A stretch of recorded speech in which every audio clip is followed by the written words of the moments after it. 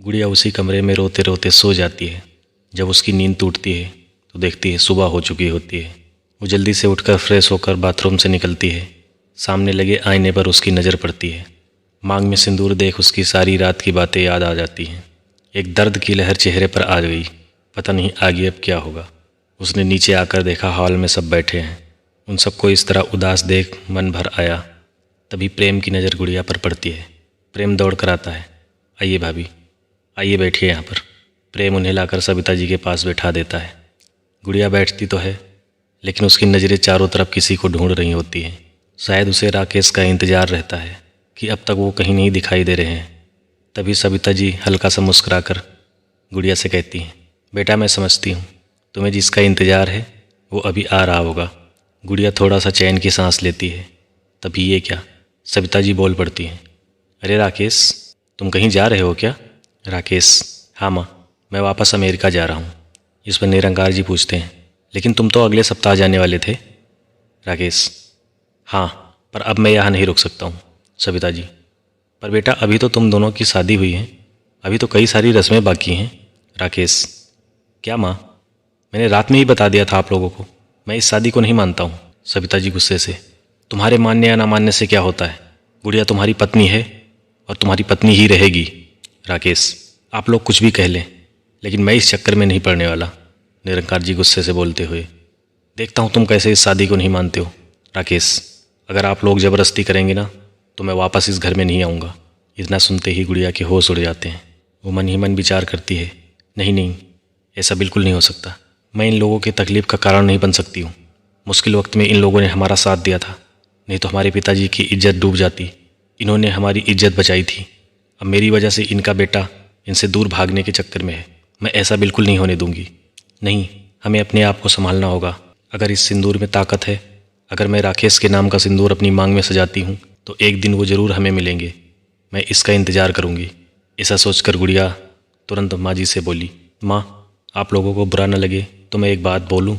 सविता जी, हाँ बेटा बोलो। सब उसकी तरफ देखने लगते हैं। राकेश अभी भी उसका चेहरा नहीं देखता है क्योंकि सर पर अपने आंचल रखे होती है। गुड़िया, आप लोगों ने हमारे लिए जो फैसला लिया हमने माना, पर अगर राकेश जी कोई फैसला लेना चाहते हैं तो मेरे ख्याल से आप लोगों को उसे मान लेना चाहिए। माँ पिताजी हमारा विश्वास कीजिए, हम आपको कभी गलत नहीं ठहराएंगे। वैसे भी रिश्ते मन से निभाए जाते हैं, ज़बरदस्ती नहीं। और अगर यह रिश्ता नहीं रहा तो क्या आप हमें अपनी बेटी के रूप में स्वीकार करेंगे? इतना कहते हुए गुड़िया अपने गले से मंगलसूत्र उतार देती है और राकेश की तरफ बढ़ाकर कहती है, आज से आप मुझसे आज़ाद हैं, आप पर हमारा कभी कोई हक नहीं होगा। यह सुनकर राकेश चैन की सांस लेता है। वो मन में सोचता है, चलो जान छूटी। और वो अपने परिवार वालों से बोलता है, अच्छा माँ बाबूजी, अब मैं चलता हूँ। और वो मंगलसूत्र अपनी माँ के हाथों में देकर बोलता है, मैं इसे क्या करूँगा, इसे आप ही संभालिए। इधर पूरे हॉल में सन्नाटा छाया रहता है। सभी के चेहरे पर एक हल्का दर्द होता है। बीच में गुड़िया बोलती हुई कहती है, माँ पिताजी मुझे पता है आप लोग इस फैसले से मेरे ऊपर नाराज़ ज़रूर हैं, लेकिन यकीन मानिए माँ, मैं आपकी बेटी की तरह इस घर में रहूँगी और सारे रिश्ते को निभाऊंगी। अगर राकेश जी इस रिश्ते को नहीं मानते हैं तो हम उन पर ज़बरदस्ती दबाव नहीं डाल सकते माँ। सविता जी, तुम सही कह रही हो बेटा, हम लोगों से बहुत बड़ी भूल हो गई जो तुम्हारी शादी राकेश के साथ करवा दिया। हमें नहीं पता था कि राकेश तुम्हारे साथ ऐसा बर्ताव करेगा और तुम्हें अपनाने से इनकार कर देगा। हमने जानबूझकर तुम्हारी ज़िंदगी बर्बाद कर दी। यह कहते हुए सविता जी गुड़िया के सामने दोनों हाथ जोड़कर खड़ी हो जाती हैं और कहती हैं, बेटा हमें माफ़ कर दो, हमने तुम्हारी ज़िंदगी बर्बाद कर दिया।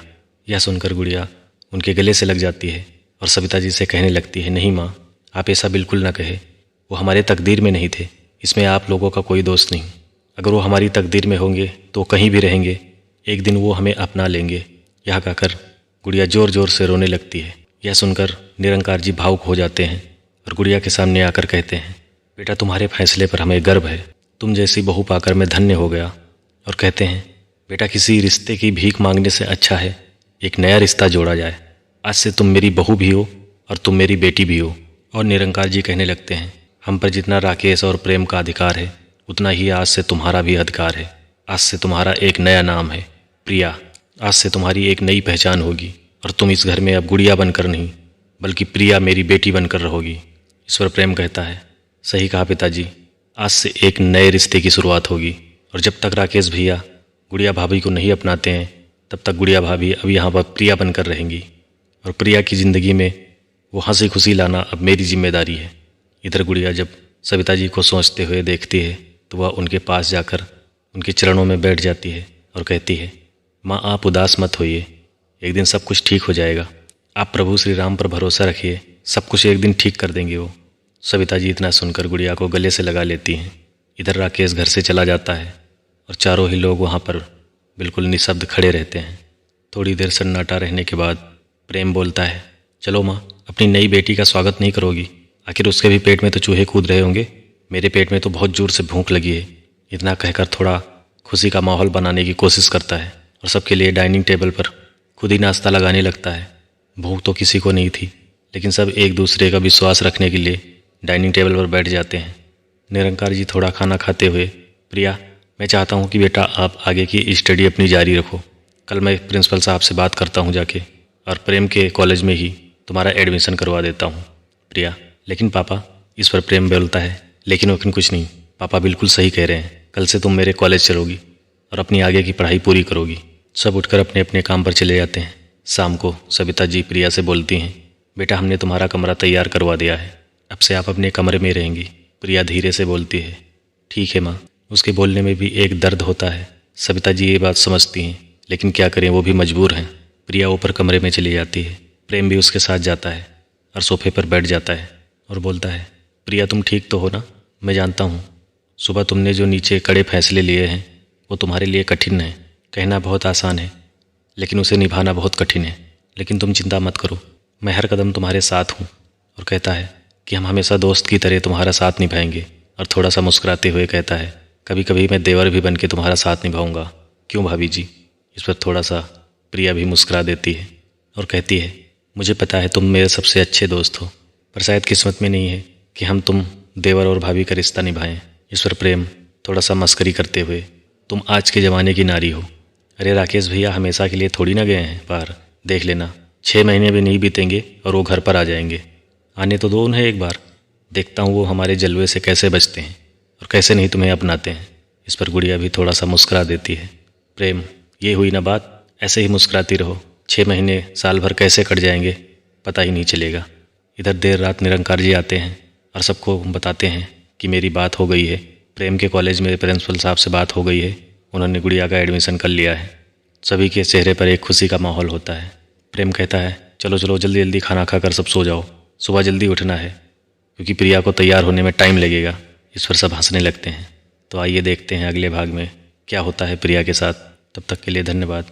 कृपया हमारे चैनल को सब्सक्राइब कर लें क्योंकि आगे की स्टोरी और भी रोमांचक होने वाली है।